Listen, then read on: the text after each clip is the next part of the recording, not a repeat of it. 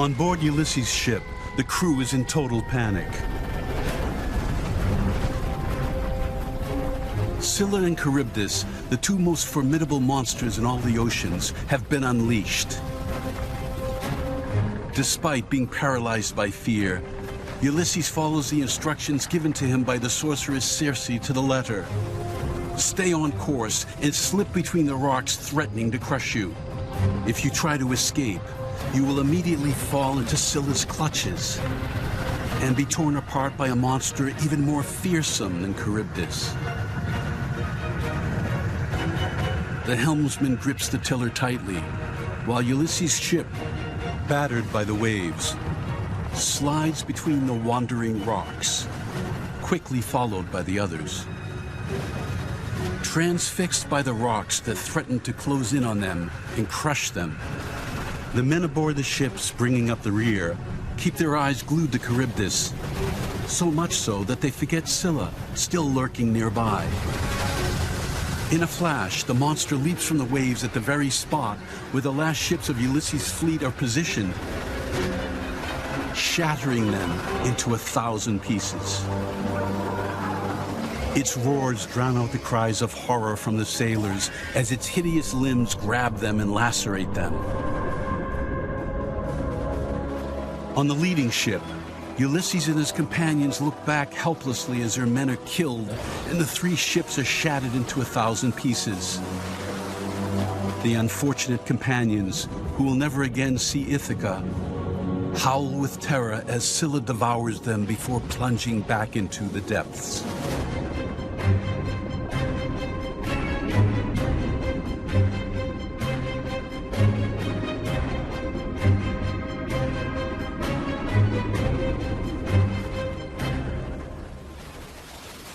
Ulysses' fleet, now very small, is barely moving.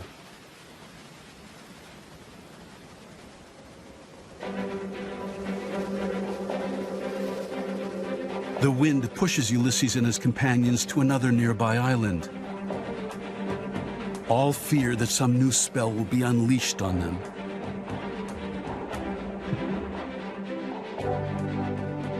But their hopes are rekindled when they discover that the island is covered by green meadows, with beautiful herds of cattle and sheep grazing through them. The island seems a welcoming place, far from the monsters and storms. Perhaps it will finally be a haven of peace in the heart of their Odyssey. Ulysses, however, is reluctant to step ashore. This is the Trident Island, home of the herds belonging to the god Helios.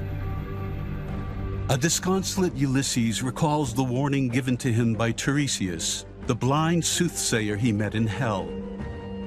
In indicating to him the route he should take back to his home in Ithaca, Tiresia warned that great danger awaited him on Trident Island. Under no circumstances should Ulysses and his men raise their hands to the splendid herds they see grazing there, because they belong to Helios, the sun god. And if they do, a terrible and irreversible fate awaits them. For all will die in agony, and all their ships will be destroyed. And if, by some miracle, Ulysses manages to escape, he will return to Ithaca alone. And once home, he will be overwhelmed with new sorrows. This time, Ulysses is determined to be cautious. He gathers his companions and reports to them, with no omissions, the soothsayer's warnings.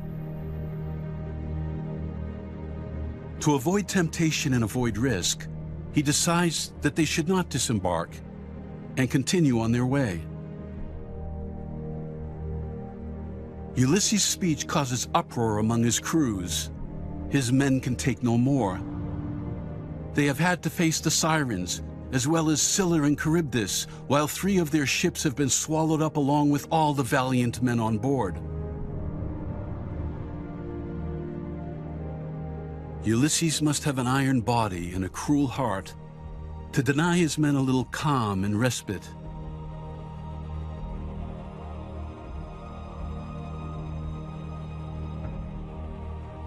After all they have just been through, they are eager to rest.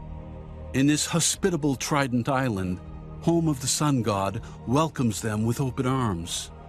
Even Eurylochus and Pylades, the most faithful of the faithful among the crews, join in the sailors' protests against Ulysses.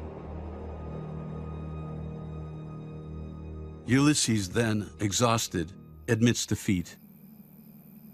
But he makes his men swear never to touch the herds of Helios.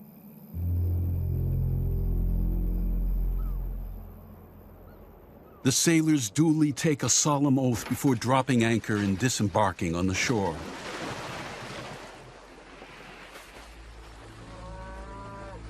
Around them, the herds of Helios, the fatted calves, cows, sheep, and lambs, are resplendent and a sight to behold. The sailors go on their way. They light fires and pitch tents. With the wind stubbornly refusing to rise, a month later, they are still on the island.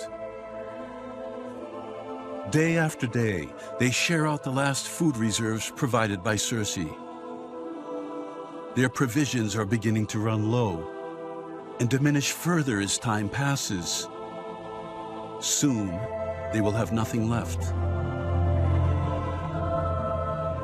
So they decided to go in search of fruit and berries, or hunt birds to provide sustenance.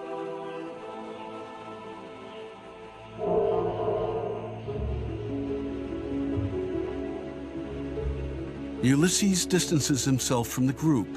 He needs to be alone. He goes into the forest. He thinks about Penelope, his wife, and about Telemachus, his son, whose memory was revived by the melancholic songs of the sirens. Exhausted, he collapses at the foot of a tree and sleeps. When he awakes, there is total silence all around. Not a sound. Intrigued, Ulysses hurries to the shore. Something surprises him. He can no longer hear the lowing of the cows with their broad foreheads, nor the bleating of the fat ewes with their heavy coats. As he approaches his ships, a sweet aroma fills the air.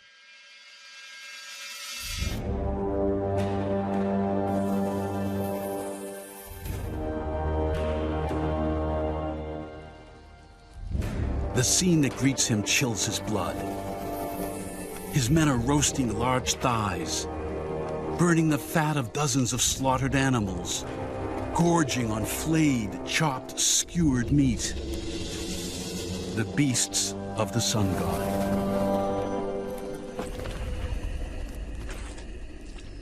Ulysses falls to his knees. Before chastising his men, he first addresses the immortal gods who plunged Ulysses into a deep sleep for his sins, so that he could not prevent his crew from committing this outrage. Perfidious gods, unjust gods.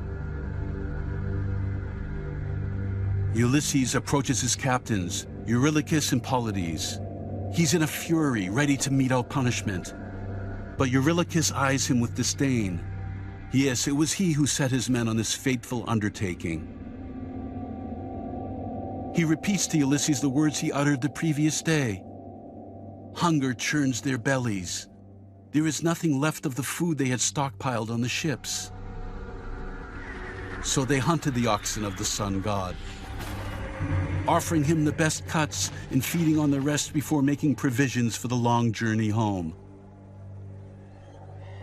Once in Ithaca, they will erect a temple to Helios and make him magnificent offerings. The sun god will understand. But should he bear a grudge and seek to destroy their ships, the crews would prefer to die suddenly on the waves rather than perish of famine on this deserted island. For while all death is abhorrent, death by hunger is most to be dreaded. Ulysses is about to reply, but suddenly freezes. As the bones of the slaughtered animals begin to move and crawl towards them, accompanied by the ghastly sound of scraps of flesh rattling on the spits. Frightened by this new spectacle, the men rushed aboard their ships, raised the masts, set sail, and haul up the anchors and cast off.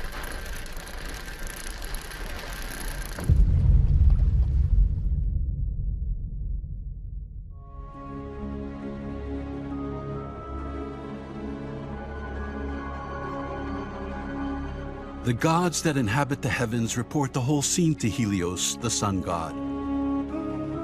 His magnificent herds have been hunted by the sailors of Ithaca, then surrounded, decimated, and grilled.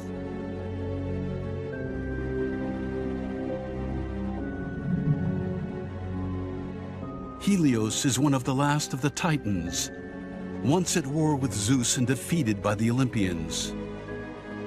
Zeus preserved his powers and prerogatives, and every morning Helios soars into the sky in his chariot, drawn by 4 winged horses, and spreads the heat of the sun onto the earth, until his chariot disappears over the horizon to the west, into the land of the Hesperides, where night falls.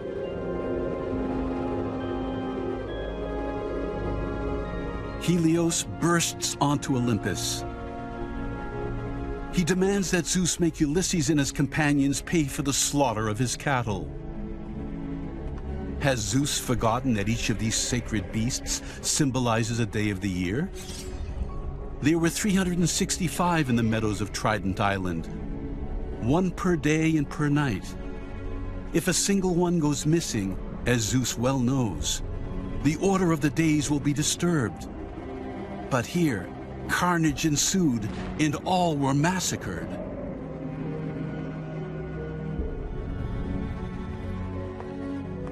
Athena stands between the sun god and the god of gods. Ulysses, she reminds him, is under her protection. Nothing can happen to him. Helios immediately cuts her off. If the daughter of Zeus dares to oppose him, if these criminals are not struck down by a just punishment, then he, Helios, god of the sun, will cease to shine on the earth. He will rally to the one who then becomes the true master of this world where nothing lives, Hades.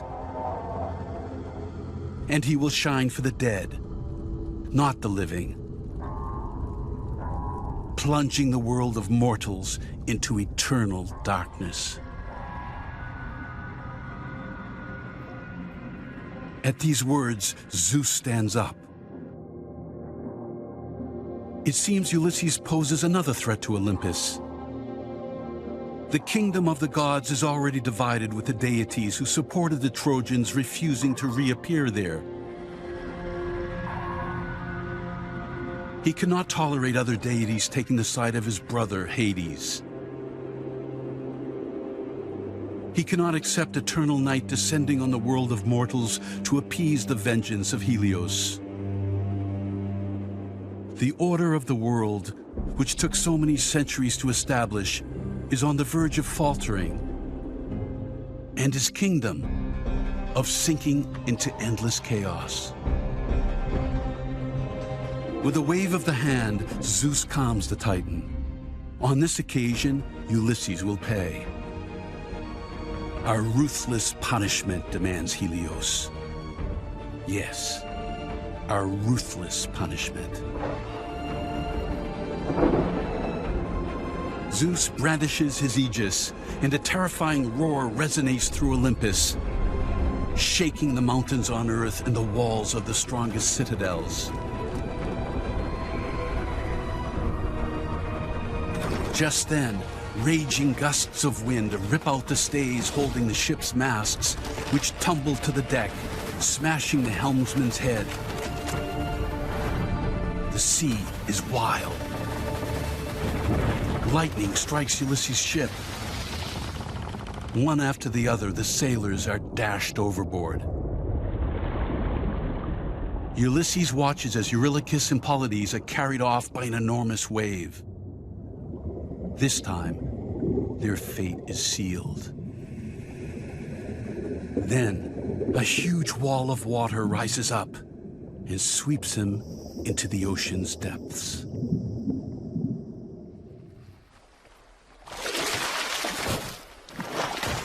The accursed winds carry Ulysses adrift, bringing him back a few fathoms from Scylla and Charybdis.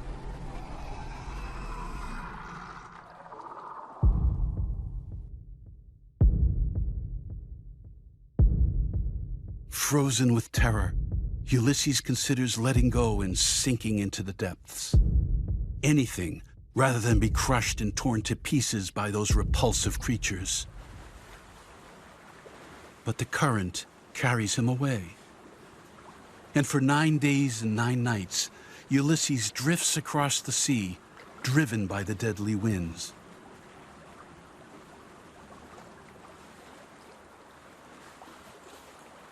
At dawn on the 10th day, when he can cling on no longer, the waves wash him up onto the beach of an unknown shore. His strength exhausted, Ulysses loses consciousness.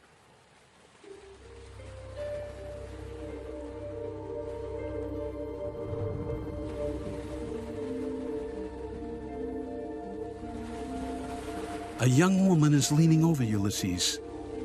She's the most beautiful woman the king of Ithaca has ever seen. Her blonde curls cascade down her bare back. Around her is a fine sandy beach and clear blue waters. The scent of cedar and cypress rouses him from his torpor. With tender movements, the young woman helps Ulysses to his feet. She smiles shyly and tells him her name is Calypso. Ulysses immediately falls under her spell.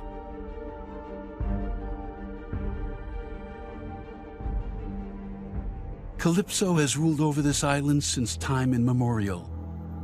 She is the daughter of a god, Atlas, one of the Titans, who once ruled over the mysterious Atlantis and who today carries the world on his shoulders. In his glory days, Atlas gave his daughter this remote island, lost at the ends of the earth, far from mortal men. The moment she sees Ulysses, she falls hopelessly in love with him. She takes him into her home, feeds him, and comforts him. She gives him everything a man could possibly want from such a beautiful, sweet, and tender woman. And Ulysses, exhausted by his many tribulations, accepts her generous welcome. Calypso's beauty astonishes him. He is overwhelmed by the tender care she lavishes upon him.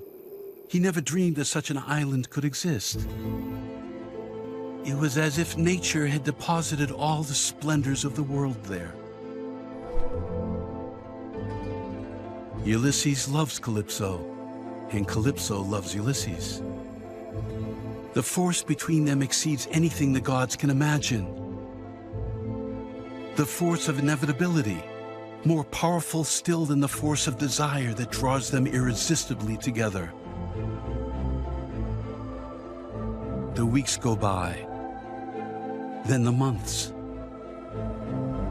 The hours Ulysses and Calypso spend together are filled with wonder. One day, Calypso takes her lover to one of the most beautiful beaches on the island. There, she vows to love him forever. And as a token of her love, she offers him immortality.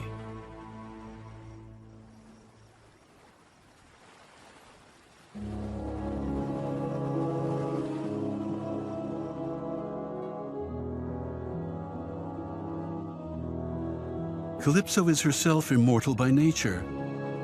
The sources, caves, and beaches on the island obey her, and she has made them places of happiness and bliss. But what will she do with all this beauty, once age has taken her beloved Ulysses away from her?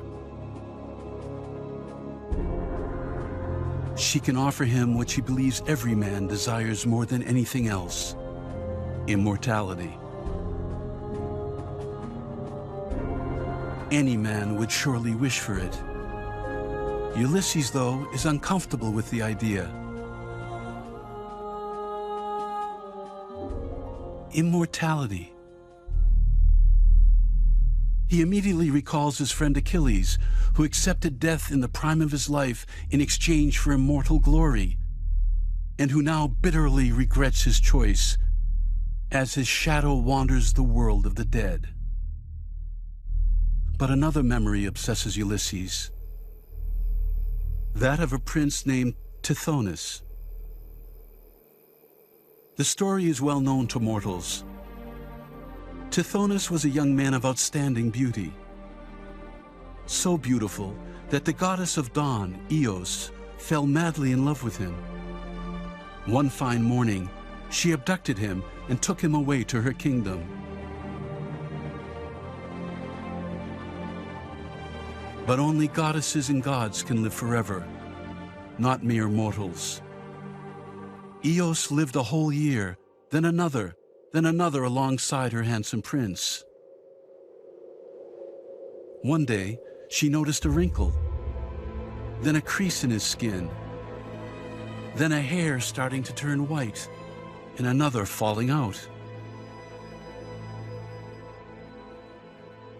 She went to Olympus and begged Zeus to make her beautiful lover immortal. Immortality granted to a mortal? The master of Olympus had no appetite for changing the natural order of things. To the gods, immortality. To men, a brief existence. That's all. But Eos was so persuasive that Zeus was eager to please her, while at the same time punishing her for seeking to transgress the divine order. The god of gods therefore granted immortality to Tithonus. He would live forever and never die. But Eos had neglected to ask Zeus that his immortality be associated with eternal youth. Day after day, the unfortunate Tithonus wasted away. He lost his beautiful hair and his teeth. His skin withered, his strength abandoned him, and he grew older and older without ever dying.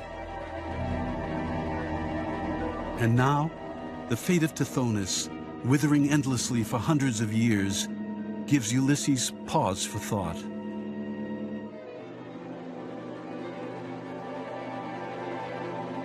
Does he really want immortality? What if the immortality sought by so many daring men was just a trap? Ulysses prefers his own fate, especially right now, in the arms of a woman as beautiful and devoted as Calypso.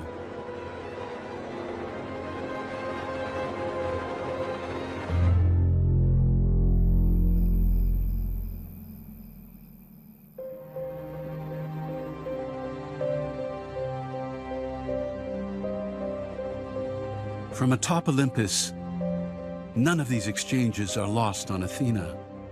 And for the first time, the goddess senses a threat that she did not anticipate. By turning down the immortality offered by Calypso, Ulysses is simply refusing to be associated with the gods and goddesses. By preferring his status as a mere mortal, Ulysses is distancing himself from the world of the immortal gods. Which fate, then, is the more enviable? To endlessly live the same stories forever? Or to taste life's joys and pleasures, knowing that they will not last? Athena knows that the time has come to settle this question. The very future of gods and men may depend on it. But for now, Ulysses forgets that he is king of Ithaca. He enjoys his newfound peace of mind and yields with confidence and joy to Calypso's caresses. But for how much longer?